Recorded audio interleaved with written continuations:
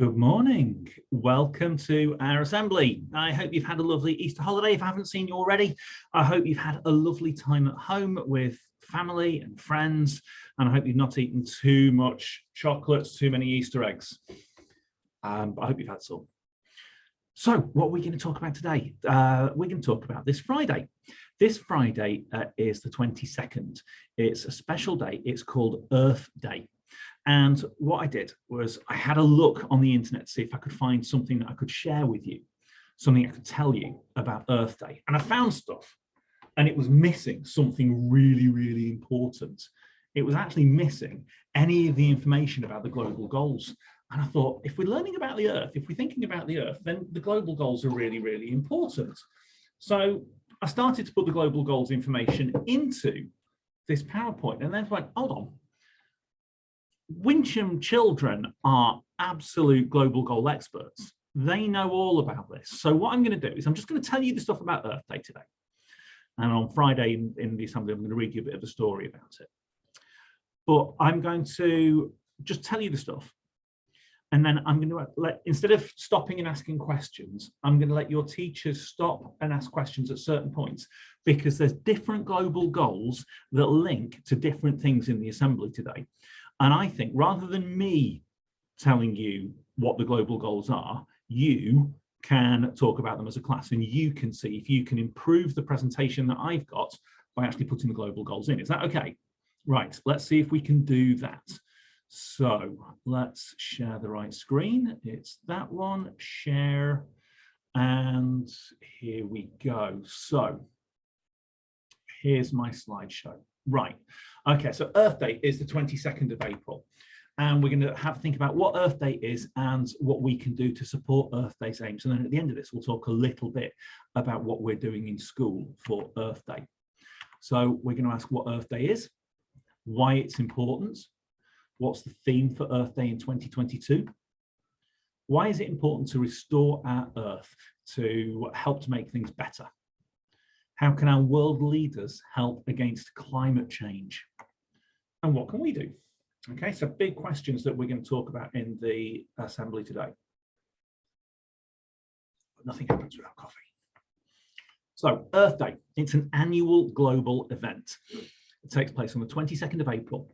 And the first time it happened was in 1970. And since then, more and more people have shown their support for the environment. And it's about learning about the environment and having a day where people are really aware of it. So why is it important? Have a look at the pictures.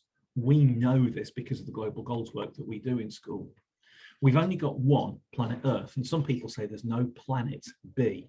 It's like having a plan A and a plan B. Okay. So right the way across the world, people are getting together to raise awareness of climate change, plastic pollution, air pollution, and all the other climate issues that our Earth is facing. So investing in our planet, and that's the theme this year. So now is the time to preserve and protect our health, our families, and livelihoods by actually doing something for our planet to make our planet a better place, and to help make sure that the climate change slows down. So it's Earth Day is a chance to remind ourselves that this Earth is important to us right the way throughout the year. Climate change and other environmental problems have led to new problems, fatal diseases spreading worldwide. So the Earth's average temperature has risen by 1 degree since the Industrial Revolution, due to the impact of human activities. But this is having a massive effect worldwide. Okay, because the Earth is very, very slowly warming up. So why is this important to invest in our planet? Now, this would be a really good one for some of the children in Key Stage 2 to think about the global goals. So it's the moment to change the way companies do business. Okay, so we've got big businesses, big companies who are thinking about being more green, but more climate friendly. The way governments invest in sustainable business that's environmentally friendly, that uses sustainable technologies, things like solar power, wind power, things like that. And every single person, all of us, can take action to do with the climate. So we all work together, and that protects our health, our families, and our livelihoods. So building a prosperous future, that's to do with companies finding it's no longer a choice between going green and making profits. And what some companies were doing was saying that it was too expensive to be environmentally friendly, so we're not going to do it. And now they're saying, actually, that's not the case. We're going to do everything sustainably because it's the right thing for the world. Building healthy countries and economies. So governments have responsibility for encouraging and investing in sustainable businesses. And mums and dads can get things that are actually for free so that they can make the place more environmentally friendly. So the governments are giving homeowners, people who own the houses, money so you can put roof insulation, loft insulation in the house to stop the heat from escaping. And that's you can actually get that free. It's amazing that all of these things are being provided for, not just for Earth Day, but to make the place, make the world a better place, to reduce that global warming. And working together. Is there a global goal to do with that? So every person has the power to make their voices heard through their choices. We can choose businesses that protect the environment, and we can say we're not going to choose the businesses that don't protect the environment. Okay, so think about where the palm oil in your food has come from. Has it come from a renewable source? So Earth Day is a campaign that features plants and animals that provide us with essential services to our ecosystem, and we depend on these for our world to stay healthy. Okay, so we can think about coral, bees, butterflies, forests, and fish. And now we've come through the COVID pandemic, so the Earth needs all the love and care that we can give it, because for 2 years, people haven't been able to go out and do things, look after the Earth. We've been stuck at home. We've relied on shopping being delivered. So they've got all of these things, like the increased delivery costs that have had a massive impact on the environment. Okay. So forests are home to about 80% of the planet's animals and plants. Didn't know that. Interesting stuff. Forests capture and store huge amounts of carbon and release oxygen into the air. Forests are really important. Is there a global goal connected to that? I wonder if you can add these in. Bees. Now, a queen bee can live up to 5 years with the help of her worker bees and drone bees, which live for just 5 to 6 weeks. And queen bees are much bigger, really big buzzy things. We can plant lots of flowers in the garden. They are essential pollinators. They take the pollen from plant to plant, and they provide food for humans and other animals. Every third bite of food we take is thanks to the work of bees, because without the bees, the plants wouldn't grow. Without the plants, animals wouldn't have food to eat. We wouldn't have the vegetables. So bees are absolutely vital. So can you sow a few seeds in your garden to encourage flowers to grow? Okay. Coral. Coral isn't something that we see very often because it's under the sea and it's only in certain places.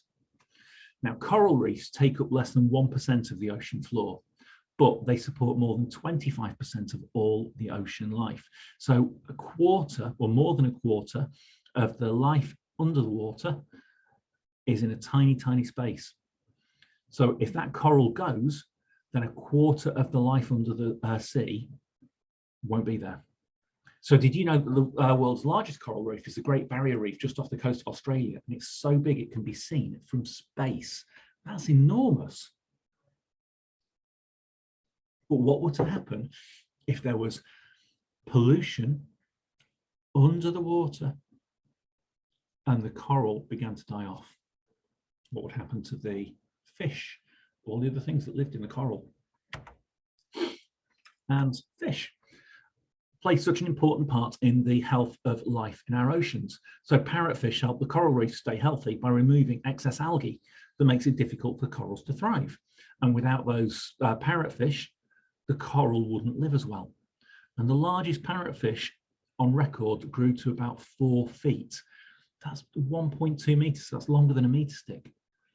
That's really a big, big fish. And butterflies. So butterflies also pollinate a variety of plants, creating diversity, lots of different things with plants and animal life. And forests are home to about 80% of the planet's animals and plants. And that's partly because we've got butterflies that are helping with that diversity. So again, we can plant flowers in the gardens. It encourages that wildlife into the garden. Okay, and that's really, really important. And we'll talk a little bit about that on Friday. So what can we do to help? Now, it might feel really, really hard. We individually can't solve climate change on our own. We can't reverse climate change, but every one of us can make some little choices. So we can do things like switching off lights when they're not needed, unplug electric gadgets when they're not in use. We might choose natural, sustainable materials like bamboo or woods from FSC forests instead of plastics. Okay, so there's tiny things, and if we all do those tiny things, they become much bigger. We can reduce pollution, and that might start by walking or cycling instead of driving to school, putting litter in a bin, taking it to the recycling centre. The serious point, I started to see bits of litter that have been left around Wincham, around the school, and that's not a good thing. So we need to make sure that stops. You might go with a grown-up and take a bag and some gloves and go on a litter pick around your home. Or certainly if you see litter in school, then A, pick it up, or B, if you see the person that drops it, tell them to pick it up, and we can sort that out in school. Reuse and recycle. So we've talked lots about finding a use for old things. And in this case on the screen, there's a bird feeder that's been made using an old water bottle.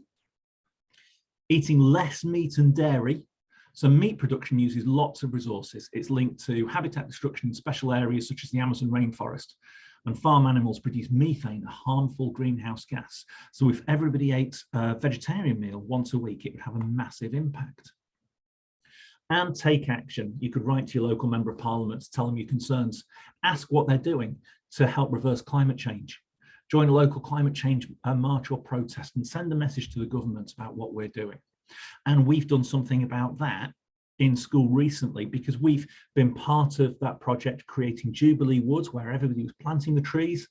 So we've actually done something really big to help reverse climate change by planting our own trees. So how can our world leaders help? So this year, the president of the USA, Joe Biden, is bringing world leaders together to discuss climate change on Earth Day as part of a youth-led summit. And the picture is of the Dalai Lama, who says we all have a responsibility to look after our planet. It's our only home.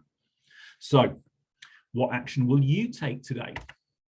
Now, I want you, please, to have a think about what action you're going to take, but also what global goals have we been talking about? What can you think about that you know really, really well because you know the global goals forwards and backwards? What could you think about from the global goals? What applies and what will you do? So in our assembly on Friday, I'm going to tell you a little bit about what I've done, and I'm going to record an assembly in my garden, probably tomorrow. And I'm going to show you a couple of things that I've done to help the climate. And then I'm going to read you a bit of the story, just because it's always good to read a story. So yeah, that's about that. Have a lovely rest of the day. Enjoy the sunshine, and I will see you around. Bye-bye.